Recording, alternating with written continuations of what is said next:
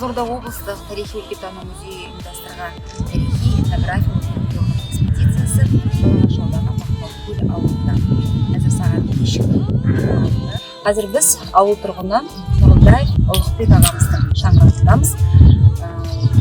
Ұлықбек аға, көптеген құнды дүниелер сіздің үйіңізден шығып жатыр. Атадан балаға мирас болған дүниелерді көздің қарашығындай сақтап келіпсіз. Қазіргі таңда мынау заман ағымына сай музейге өткізуді жөн көріп отырсыз.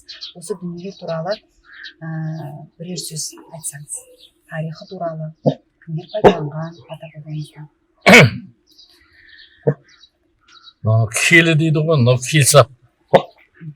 Бұл әкеміздің әкесі Нұрылдай пайдаланған. Енді бұл Ботабай әкеміз, Нұрылдан әкесі Ботабай бұл кісіден қалған екен. Енді оның ұстасын білмейміз, кім соққанын.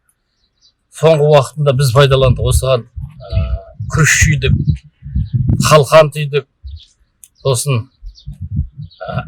әкеміздің мұралары болғаннан кейін, көненің көзі болғаннан кейін сақтап қойғанбыз. Қазір бұл 2 ғасырлық тарихы бар нәрсе.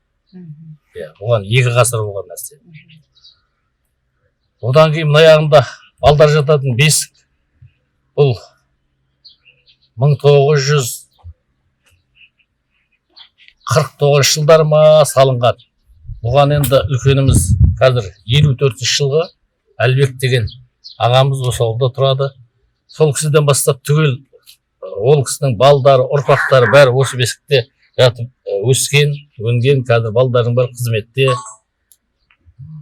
Сосын өзіміздің жатқан нәрсеміз болғаннан кейін, киелі нәрсе болғаннан кейін бұны да сақтап қойғанбыз. Бұл енді есептеген кезде бұл да 70 жыл болып тұр ғой енді таза.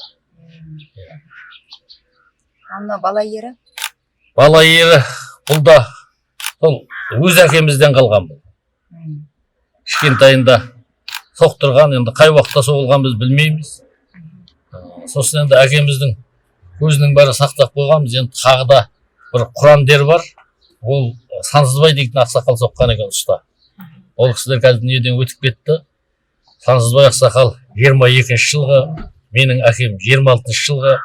Сол кезде 30 жылдағы соғылған нәрсе ғой олар. 30-35 жыл соғылған нәрсе. Насыбай келі?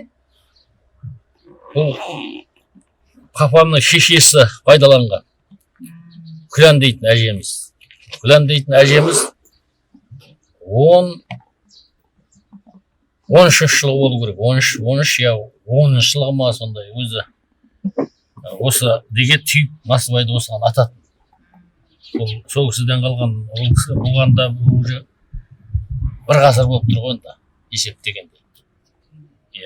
Елеуіш? Елеуіш сол кездерде енді мұндай дермен, елді іштеңе жоқ қой. Осымен елейтін, күрішті де елейтін, қалқанды да елейтін. Сол кісілердің көзі бәрі. Ертеден келатқан бұның қай уақытта пайда болған мен білмеймін. Керемет. Енді біз осы дүниелерді Қызылорда облыстық тарихи-өлкетану музейіне алып бара жатырмыз. Музей қорына үлкен құрметпен тапсырамыз. Арнайы жаңа құжатқа қол қойдыңыз алыс-беріс актісіне. Музейдің директоры Сапар Көзейбаевтың мөрі басылады, қолы қойылады, сөйтіп музей қорына өткізіледі. Ал музейдің арнайы этнография деген залы бар. осы сыр өңірінің тұрмыс тіршілігінен мәлімет беретін 19 ғасырдың 20 ғасырдың басынан бастау алатын осындай дүниелер орналасқан зал бар. Сол залдарда кезекпен кезек 3 жыл сайын заттар, яғни экспонаты алмасып тұрады. Сол алмасқан заттардың қатарында сіздердің де дүниелеріңіз орын алады деп мен сенім білдіремін. Міндетті түрде пайдаланған адамдардың есімдері жазылып сол залдарға орналастырылады. Бізге сенім артып тапсырып жатқандарыңыз үшін көп рахмет. Сіздерге мынау істеріңізге береке тілеймін, отбасыларыңызға амандық тілеймін, дендеріңіз сау болып, осы болашағыңыздың рахатын көріңіздер деген ізгі тілегіміз бар. Осы елдің руханияты, мәдениеті, тарихын бірге көтереміз. Сіз болып. Рахмет.